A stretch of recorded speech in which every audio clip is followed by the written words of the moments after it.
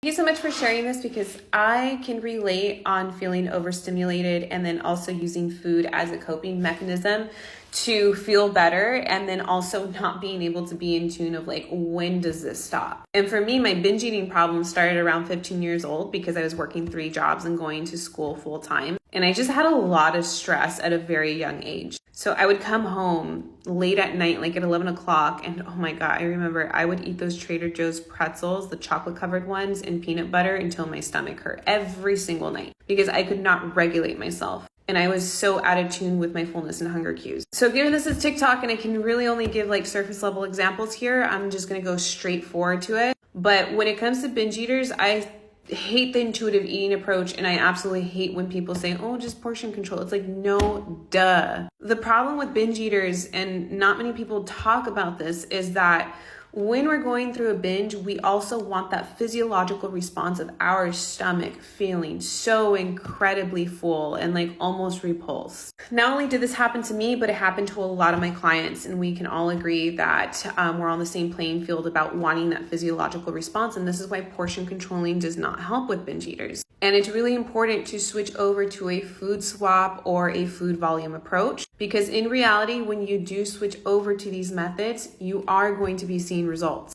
Oftentimes when it comes to binge eaters, their end goal is to look better and lose weight. And when they binge eat, they psychologically feel so much like a failure, and it just continues. So if we food swap and we do a food volume approach, by default, we're going to meet the expectations of that physiological response of feeling so incredibly full, but you are also going to drastically reduce your calorie intake, which in return is going to lead to results. For example, if you are binge eating on 2 pints of Ben & Jerry's, there's 6,000 calories right there. If you did a food swap of Halo Top and you had 3 pints, you would be consuming 900 calories, which in return saves you 5,100 calories for the entire week because you're not having the pints of Ben & Jerry's. So if you continue to do that, even if it was every single night, you would still see results in comparison to the amount of calories that you were significantly increasing with the binges. And that is what's going to give you the positive momentum to be like, okay, I'm seeing results. So now I can start cutting back a little bit